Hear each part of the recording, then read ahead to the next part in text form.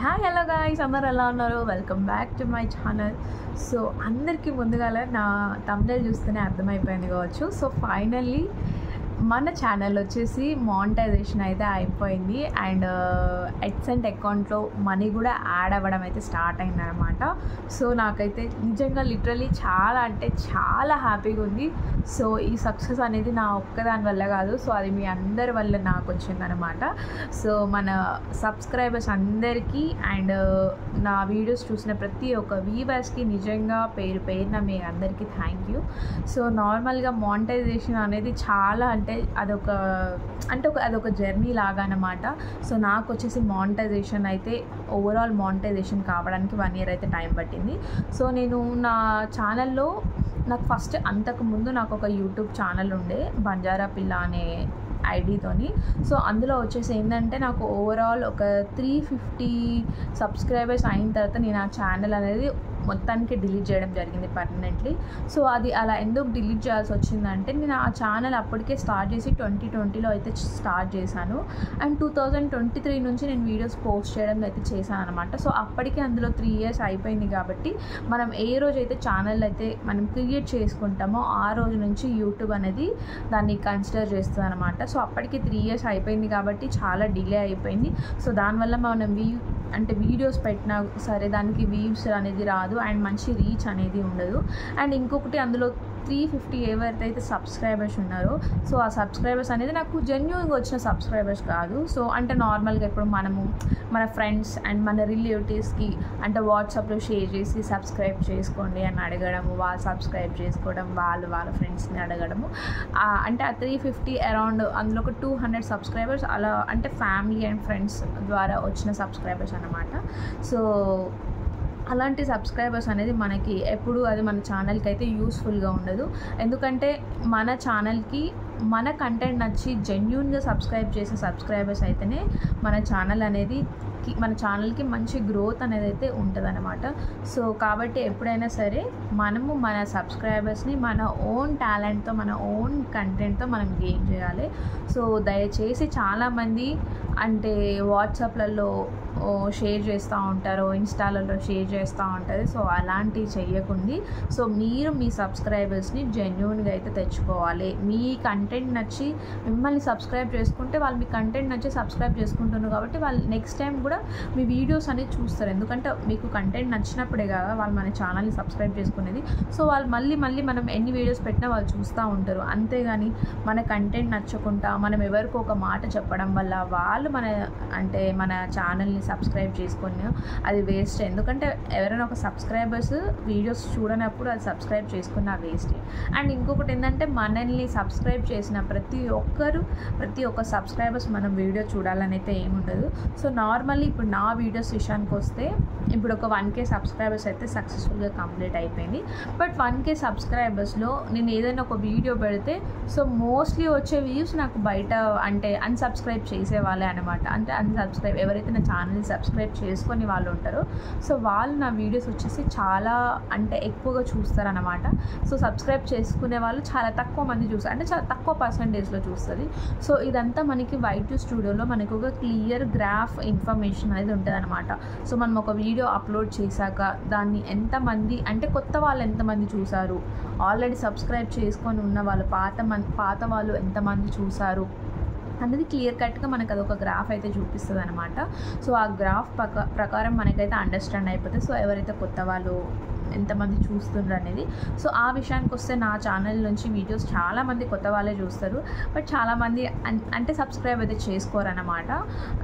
So అంటే మనకే ఉంటుంది. ఇప్పుడు నార్మల్గా ఎవరిదైనా యూట్యూబ్లో వీడియోస్ చూస్తాం అనుకో, మనం చాలామంది వీడియోస్ చూస్తాం, అలా అని చెప్పి ఇప్పుడు మనం ప్రతి ఒక్కరికి సబ్స్క్రైబ్ చేయం కదా. సో ఇది కూడా అలాగే అనమాట. అండ్ మోస్ట్లీ వచ్చేసి నా వీడియోస్ ఇండియా నుంచే కాకుండా బయట యునైటెడ్ స్టేట్స్ నుంచి కూడా కొంత పర్సెంట్ అయితే నా ఛానల్లో నా వీడియోస్ అయితే చూడడం అయితే జరుగుతుంది. సో అదైతే నాకు చాలా హ్యాపీగా ఉంది. అండ్ ఇంకొకటి వచ్చేసి మనకి మానిటైజేషన్కి చాలా ప్రాసెస్ ఉంటుంది అనమాట. సో ఎప్పుడైనా మన ఛానల్ మనం మానిటైజేషన్ చేసుకోవాలి అనుకుంటే మనకి ఖచ్చితంగా ఫస్ట్ రూల్ వచ్చేసి అంతకుముందు అయితే ఈ బెనిఫిట్ అయితే లేదు, బట్ ఇప్పుడు రీసెంట్లీ ఈ బెనిఫిట్ అయితే అంటే యూట్యూబ్ వాళ్ళు ఇవ్వడం అయితే జరిగింది. సో అంతకుముందు వచ్చేసి మనకి ఖచ్చితంగా 1000 సబ్స్క్రైబర్స్ అండ్ 4000 వాచ్ అవర్స్ అయితే కంప్లీట్ అయి ఉండాలి. కాకపోతే ఇప్పుడు ఏంటంటే మనకి 500 subscribers and 3000 watch hours complete అయిపోతే మనకి ఛానల్లో హాఫ్ మానిటైజేషన్ అయిపోతుంది. బట్ హాఫ్ మానిటైజేషన్ అవుతుంది కానీ మనం ప్రతి ఒక్క అంటే యూట్యూబ్ ద్వారా వచ్చే మనం ప్రతి ఒక్క ఫెసిలిటీస్ని మనము యాక్సెస్ అయితే చేయలేమన్నమాట. సో దానికోసం వచ్చేసి మనకి ఫుల్ మానిటైజేషన్ కావాల్సింది. కాకపోతే మనకి హాఫ్ మానిటైజేషన్లో అడ్సెంట్ అకౌంట్ అయితే కంప్లీట్ అవ్వడం అయితే జరుగుతుంది. అండ్ ఇంకొకటి యూట్యూబ్ అంటే వీడియోస్ వచ్చేసి యూట్యూబ్ వాళ్ళతో రివ్యూ అయితే చేస్తారనమాట. సో అలా హాఫ్ మానిటైజేషన్ అయిపోయిన తర్వాత మనకి ఎప్పుడైతే ఓవరాల్ మళ్ళీ 4000 వాచ్ అవర్స్ అయితే కంప్లీట్ అయిపోతారో అండ్ 1000 సబ్స్క్రైబర్స్ అయితే కంప్లీట్ అయిపోతారో అప్పుడు మనము ఫుల్ మానిటైజేషన్కి మరొకసారి అంటే ఆల్రెడీ ఉన్న మానిటైజేషనే కాకపోతే దీనికి ఇంకొన్ని యాక్సెస్ ఇస్తారు. ఆ యాక్సెస్ అనేది మనము ఫార్మాలిటీస్ కంప్లీట్ చేస్తే మనకి వీడియోస్ పక్కన గ్రీన్ సింబల్లో డాలర్ వస్తుంది అనమాట. సో గ్రీన్ సింబల్లో మన ప్రతి ఒక్క షార్ట్ అండ్ లాంగ్ వీడియోస్ పక్కన గ్రీన్ సింబల్లో డాలర్ వస్తే అప్పుడు మన ఛానల్ ఓవరాల్ మానిటైజేషన్ అయిపోయినట్లేక అండ్ అప్పటి నుంచి మనకి రెవెన్యూ అనేది రావడం జరుగుతుంది. అండ్ యూట్యూబ్లో మనకి మోస్ట్లీ రెవెన్యూ సోర్సెస్ అనేది యాడ్స్ నుంచే రన్ అవుతాయి. యాడ్స్ నుంచి మనకి రెవెన్యూ అనేది రావడం జరుగుతుంది. సో నార్మల్గా యాడ్స్ అనేది మినిమం ఒక 10 minutes వీడియో ఉంటే కనుక దానికి యాడ్ అనేది రన్ అవ్వడం జరుగుతుంది. జస్ట్ ఒక 3 minutes వీడియో కొంతమంది 2 minutes వీడియో కూడా పోస్ట్ చేస్తూ ఉంటాం. సో అలాంటి వాటికి యాడ్స్ అనేది రన్ కాదు. సో ఎంత లెంత్ వీడియో ఉంటే అంత యాడ్స్ ప్లే అయితే దానివల్ల మనకి రెవెన్యూ అనేది రావడం అయితే జరుగుతుంది అనమాట. అండ్ ఇంకొకటి మనము మానిటైజేషన్లో చాలామంది తెలవక మిస్టేక్ చేస్తారు. మనకి ఎప్పుడైనా సరే మానిటైజేషన్ అప్పుడు యూట్యూబ్ టీమ్ అనేది మన ప్రతి ఒక్క వీడియో మనం పోస్ట్ చేసిన ఫస్ట్ డే నుంచి మన మానిటైజేషన్కి అప్లై చేసే రోజు వరకు ఎన్ని వీడియోస్ అయితే ఉన్నాయో ఆ ప్రతి ఒక్క వీడియో అయితే చెక్ చేయడం అయితే జరుగుతుంది అనమాట. సో దానికోసం అని చెప్పేసి ఎలాంటి కాపీరైట్ ఇష్యూస్ అయితే ఉండద్దు. సో ఎలాంటి కాపీరైట్ ఇష్యూస్ ఉన్నా అండ్ ఫర్దర్ ఎలాంటి ఇష్యూస్ ఉన్నా కూడా మన ఛానల్ వచ్చేసి మానిటైజేషన్ కాదు.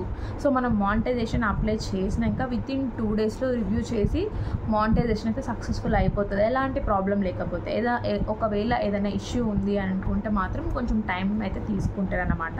సో కాబట్టి ఎప్పుడైనా సరే మానిటైజేషన్ అప్లై చేసే ముందు మరొకసారి మీ ఛానల్ని త్రూఅవుట్ వీడియోస్ ప్రతి ఒక్క వీడియోస్ని అయితే చెక్ చేయండి. సో నేను నా ఛానల్ నేను మానిటైజేషన్కి అప్లై చేసిన తర్వాత నేను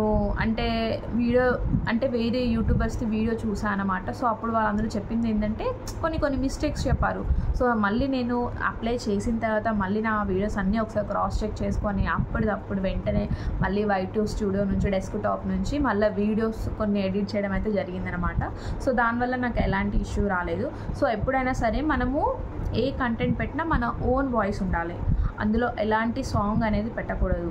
అంటే ఎలాంటి మూవీ సాంగ్స్ కానివ్వండి, ఎలాంటి అఫీషియల్ సాంగ్స్ కానివ్వండి. సో అలాంటి సాంగ్స్ అయితే మ్యాక్సిమం పెట్టద్దు. మ్యాక్సిమం మన ఓన్ వాయిస్ పెట్టాలి. లేదా ఏదైనా బ్యాక్గ్రౌండ్లో ఏదైనా మ్యూజిక్ పెట్టాలనుకుంటే మనకి యూట్యూబ్ రికమెండ్ చేస్తారు. కొన్ని పర్టిక్యులర్ సాంగ్స్ మనకి యూట్యూబ్ వాళ్ళు రికమెండ్ చేస్తారు. ఆ సాంగ్స్ యూజ్ చేసుకోవచ్చు. అవి కాకుండా ఇంకా వేరే ఏ సాంగ్స్ యూజ్ చేయడానికి వీలు లేదు. సో వేరే ఏదైనా సాంగ్స్ యూజ్ చేసినా మనకి అది ఖచ్చితంగా కాపీరైట్ పడుతుంది. అది ఏ మూవీ సాంగ్ కానివ్వండి, వాట్ ఎవర్ కానివ్వండి. అండ్ ఇంకొకటి ఏంటంటే ఇప్పుడు మనం నార్మల్గా ఇప్పుడు నేను ఈ వీడియో షూట్ చేస్తున్నా. సో ఇప్పుడు ఈ వీడియో షూట్ చేసేటప్పుడు ఇప్పుడు నా బ్యాక్గ్రౌండ్లో ఎవరైనా సాంగ్ పాడడం కానీ, లేదా టీవీలో ఏదైనా సాంగ్ రన్ అవుతున్నా, లేదా టీవీలో ఏదైనా ప్రోగ్రామ్ జరుగుతున్నా అందులో సాంగ్ ఇందులో రికార్డ్ అయినా, అంటే బయట ఏదైనా ప్రోగ్రామ్ జరుగుతుందో ఇప్పుడు నార్మల్గా డీజే నడుస్తుందో what ever it may be.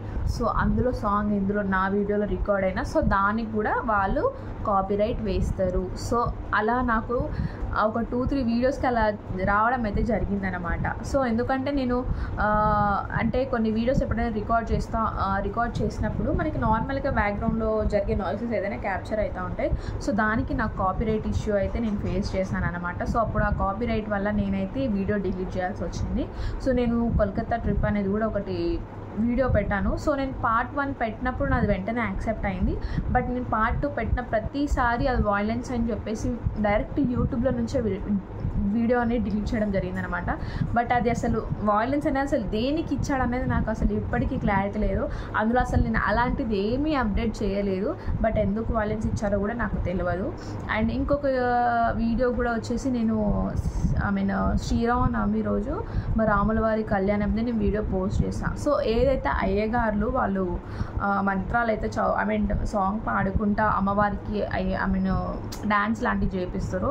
So దానికి కూడా నాకు వచ్చేసి కాపీరైట్ అయితే వచ్చిందనమాట. సో దానికి మనము అంటే వాళ్ళు క్లెయిమ్ చేసుకోవడానికి ఛాన్స్ ఇస్తారు. బట్ అది ఎలాగో అంటే అది అందులో నా మిస్టేక్ కాకపోయినా, ఆ సాంగ్ నేను యూజ్ చేయకపోయినా, అది నా బ్యాక్గ్రౌండ్లో ప్లే అయ్యి నా వీడియోలో వచ్చింది కాబట్టి నాకు దానికి కాపీరైట్ ఇష్యూ అయితే పడింది.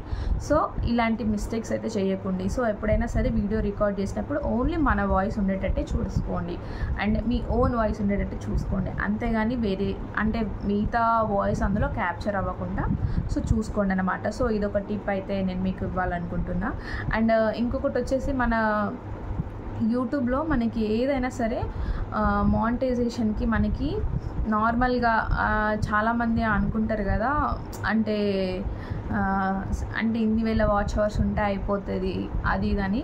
బట్ మనకి ఏంటంటే యూట్యూబ్లో మనకి షార్ట్స్ త్రూ అయితే మనకి అస్సలు మనకి మానిటైజేషన్ అనేది చాలా టైం టేకింగ్ ప్రాసెస్ అనమాట.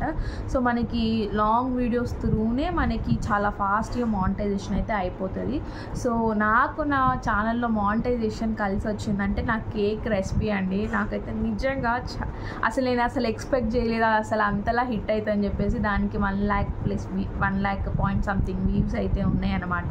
సో యాక్చువల్గా అది వచ్చేసి నేను ఎప్పుడో ఆ రెసిపీ చేశాను, బట్ నేను అది చేసిన వెంటనే నేను అప్లోడ్ చేయలేదన్నమాట. సో ఒకరోజు నా ఫోన్లో స్టోరేజ్ ఫుల్ అయిపోయింది, ఏం చేయలేదు. అంటే కొన్ని వీడియోస్ డిలీట్ చేయాలని చెప్పేసి సరే ఎలాగో కేక్ రెసిపీ చేసింది కదా, ఓకే పోస్ట్ చేద్దాం దీన్ని యూట్యూబ్లో, ఎందుకు డిలీట్ చేయడం అని చెప్పేసి నేను దాన్ని అయితే పోస్ట్ చేసా. అండ్ అది వచ్చేసి నాకు ఆ వీడియో వచ్చేసి చాలా వైరల్ అయిందనమాట. సో అసలు నేను ఎక్స్పెక్ట్ చేయలేదు అది అంత రీచ్ అవుతుందని చెప్పేసి. సో ఆ వీడియోకి అంతలా వైరల్ చేసిన ప్రతి ఒక్క వ్యూవర్స్కి చాలా థ్యాంక్ యూ అనమాట. అండ్ నాకైతే అసలు లిటరల్లీ నేను అసలు ఎక్స్పెక్ట్ చేయలేదు నా ఛానల్ ఎప్పుడు మానిటైజేషన్ నేను అసలు ఎప్పుడు ఎక్స్పెక్ట్ చేయలేదు. బట్ ఇక్కడ వరకు వచ్చిందంటే నాకు చాలా హ్యాపీగా ఉంది. అండ్ యాక్చువల్గా నేను నా యూట్యూబ్లో వీడియోస్ పెట్టి నేను 1 year క్రితం స్టార్ట్ చేశాను. బట్ అందులో వచ్చేసి నేను లిటరలీ 6 months అయితే గ్యాప్ తీసుకున్నాను. 6 months ఆఫ్ టైం పీరియడ్ అయితే నేను గ్యాప్ అయితే తీసుకోవడం జరిగింది కొన్ని హెల్త్ ఇష్యూస్ వల్ల. అండ్ 6 monthsలో కూడా అంటే మొత్తానికి వీడియోస్ ఆపేయకుండా ఏదో 1 monthకి ఒకసారి, ఏదో 25 daysకి ఒకసారి ఏదో ఒక చిన్న షార్ట్ వీడియో అయినా పోస్ట్ చేశాను అనమాట. సో మొత్తానికి 6 months అలా బ్రేక్ డౌన్ తీసుకున్న తర్వాత సో మళ్ళీ ఒక 20-25 ఒక 30 సబ్స్క్రైబర్స్ ఒకటేసారి పెరగడం జరిగింది. సో దాని తర్వాత నాకు ఒక చిన్న హోప్ వచ్చింది, అంటే నేను వీడియోస్ అప్లోడ్ చేయకపోయినా కూడా సబ్స్క్రైబర్స్ నా వీడియోస్ని ఇష్టపడుతున్నారు, ఓకే చేద్దాము అన్న కాన్ఫిడెంట్ అయితే వచ్చిందనమాట. సో అన్న హోప్ రావడం వల్ల నేను మళ్ళీ ఆఫ్టర్ 6 months బ్రేక్ డౌన్ తీసుకున్న తర్వాత మళ్ళీ 6 months నుంచి కంటిన్యూస్గా వీడియోస్ చేయడం అయితే స్టార్ట్ చేశాను. సో నేను ఏ రోజు నుంచి అయితే మళ్ళీ కంటిన్యూస్గా వీడియోస్ స్టార్ట్ పెట్టడం జరిగిందో, అప్లోడ్ చేయడం జరిగిందో, ఈ 6 monthsలో నా ఛానల్ వచ్చేసి మానిటైజేషన్ అయితే అయిపోయిందన్నమాట.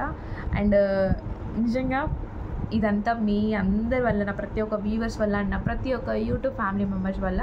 సో అందరికీ పేరున నిజంగా థ్యాంక్స్. అండ్ ఇలాగే నన్ను సపోర్ట్ చేస్తూ ఉండండి. అండ్ ఇంతే అంటే ఇది ఎంత 6 monthsలో మనం ఎలా అయితే ఇది 1K కంప్లీట్ చేసుకొని మానిటైజేషన్ కంప్లీట్ అయిందో, సో మన ఫ్యామిలీ మెంబర్స్ అందరూ కలిసి నన్ను అంతే తొందరగా ఇంకో 1K కంప్లీట్ అయ్యి మొత్తం ఇంకో 2K అయితే సబ్స్క్రైబర్స్ అయితే కంప్లీట్ అవ్వాలని అయితే నేనైతే కోరుకుంటున్నా.